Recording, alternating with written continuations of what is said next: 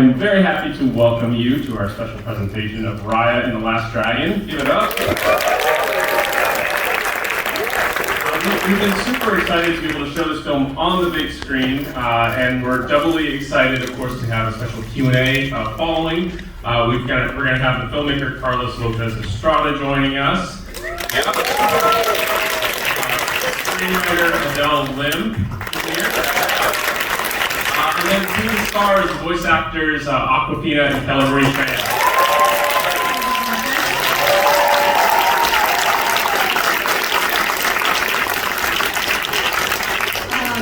Adele Lim, one of our screenwriters.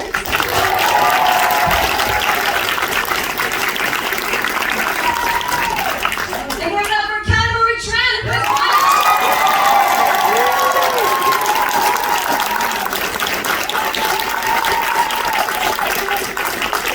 And we love her. She saved the world in multiple Disney movies this year.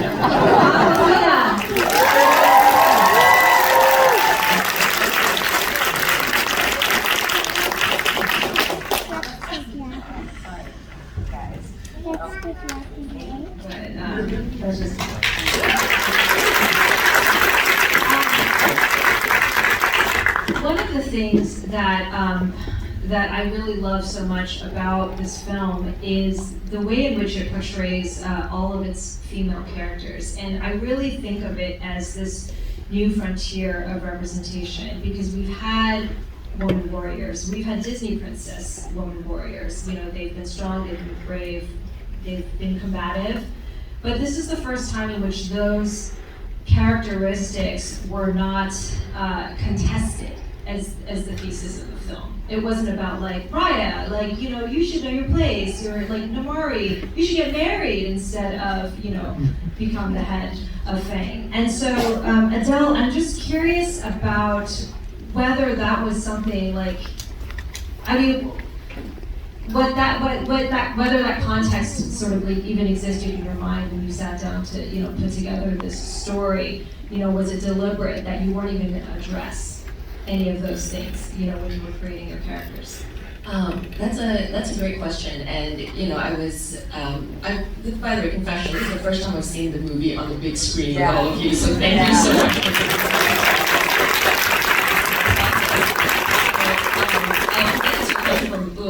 In a little bit, but you know, so much of this was about community, and what Carlos said is like making it was about a community and being able to enjoy it as a community. We didn't really have it, but watching it now, I feel like, you know, the movie hits differently now than it did in the beginning when we were even coming up with it, about the world being broken apart and really, you know, the struggle to come back together, and you know, having to be so rewarding at the end. But your question about you know, female representation, we didn't set out to tell a story about strong female representation in this. You come from a place of like, you want to tell a joyful, amazing story. And I grew up in Southeast Asia, where we have a wonderful tradition of strong female warriors, where we have, you know, women are incredibly empowered. My mother and my aunt are in the audience right now, who are also like, you know, really strong.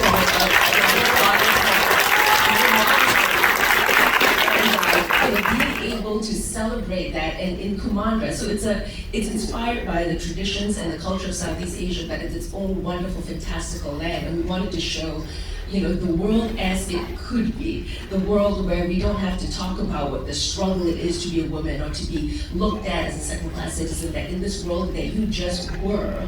And even, you know, if you look at the small details of our armies are 50%, you know, male and female. The people in the kitchen are 50% male and female, because there isn't anything where, you know, that a role that is prescribed to you because of your gender. And so there's so much wrong with Kumandra, but in this one way, you know, we thought that they got it absolutely right. Let's talk about our title character, or one of our two title characters, with Raya. Kelly, what were the specific notes that you wanted to, you know, really express in your interpretation of the character? What were the most important elements of Raya that you wanted to make sure came through?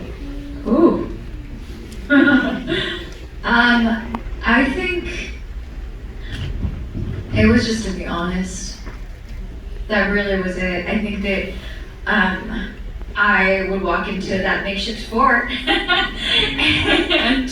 I would be given these beautifully written scenes, and I would be given the context of you know, what would it be like for a young woman to have had this really beautiful idea of the world and then for that to just completely break apart? And how would I honestly feel in that moment? And I think that for me, I mean, everything I do, I want to feel honest, and I'm getting like emotional right now thinking about it, because there were moments where, you know, we would be playing around with the scene, and I remember feeling scared to be honest, if that makes sense. And I think whenever I feel like that, it's where I should be. Like, especially the scenes with Benja, or the scenes with that first scene when, right before Sisu kind of comes alive with the prayer, that scene felt really vulnerable and honest. So yeah, that's the only thing I always try to do, is just be honest with the circumstance. And just to add to it, you know, with what Kelly Marie brought to the role, as Carla said, everything we do is so premeditated. The character exists a certain way on the page, but it's really not until Kelly and Nora and Awkwafina come into the recording booth and give them life that they really begin to feel like people we feel for and we cry for. And even the scene that Kelly just talked about, that prayer scene, it was written a certain way. It was written, you know, as a prayer, this lovely thing. But it wasn't until she got in there and she actually ad-libbed a lot of that prayer that it came from such an honest, raw place. And so because of that, you could feel for the character. And, you know, and we came back to it at the end of the movie. But if it wasn't for Kelly going in there and getting into that scared, honest, vulnerable place, I don't think we would have felt that for the character. I think there's a common misconception of how much actors bring into animated movies. I think that many times people think that, you know, the movie's essentially done and the actors come in and just lend their voices to the film, and then that's sort of the depth of the contribution. But I think that at least what we did in this movie and what all of the actors brought to each of the characters was really major. We essentially had, I mean, we recorded maybe for like a year and a half. That probably was our recording process. In different ways. So essentially what happened is we meet with them, we show them, you know, they read the script, but we also show them the designs, the character designs, the environments, the storyboards. They get to see some animation tests, and they get to play. So we do a small session, but they're, in addition to lending us their voices, we're also filming them throughout the entire session. So then, after we do this session, we go back to the studio and we show all of this work to the animators, to the story artists. That's the filming part. So that was one thing, because every time you do this, whether you're doing it remotely or you're doing it there's a camera on you. It doesn't have to be like on you like that, but it does. And then I was watching it and I was like, they have my teeth. They have really my teeth, and I was like, I need to call my dentist because it has my teeth, and then like also just like with the human Sisu, she has like bad posture like that, and I'm like, thank you for borrowing all of my. I'm going to get adult braces now as well. That's exactly what happens. I'm not going to comment on the posture because I don't know. Thank you so much. I needed that. Thank you. Well, that's exactly what happens is that animators or creative teams start noticing small details about sort of like gestures that the actors make, or how they tend to improvise, the sort of like their humor and how they work with the material, and then that really inspires the entire team. So they start to make decisions based on what they see in the recording session. So next time when we come back to them, we show them more storyboards, more designs, and they start like literally seeing themselves in them. So whether it's physically, whether it's mannerisms, whether it's things that they I was like, that's what I look like. Look, I get it. I'm not a Disney princess. I'm not mad about that. That's fine. I'm like 17 feet tall. It's totally fine. But then as a human, I was like, maybe they'll, you know, as a human, it'll be tight. And then I become a human, and I was like, oh, okay. I got like some TikTok hair. And teeth. I called Invisalign yesterday. I do remember your reaction when you saw some of the final models of human Sisu. I did, yeah. I mean, thank you. Thank you, Disney. Thank you.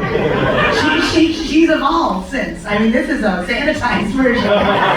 She's really like, you know. And it looks like me, going to Rite Aid, as I usually do. The original.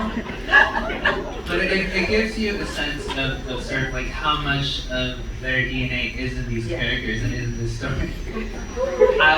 More Just in this 2 seconds over here, like you understand like why Sisu is like, you know, Sisu is the way she is because of like, because of this. Like, it's magic. they do this in the booth, and then you're like, this is the magic that we need to capture. So we're gonna go back and rework the story, rework the scenes, so that we can really put as much of them as we can into each moment. And that's, you know, why it feels like it has so much personality. I mean, I was just gonna go into a whole block of how you designed like Sisu as a character, and you guys kind of did that. But I feel what you mean. I feel like we always wonder, like, what would I look like if I was given that animated Disney treatment? Like that. How big would my eyes get? You know, yeah. I know I had like my eyelids shape. You know, it was crazy. It's But Sisu, human and dragon, is so adorable, and I mean, it's the essence, right? Well, the hair is fabulous, as everybody in the film acknowledged, is Sisu. What? The hair. Oh, yes, the hair, yes. You know, It's Sisu, the human's hair. both. Both hairs, yes, yes. Both hairs. It's so good. It's great hair. Um, It's great hair. but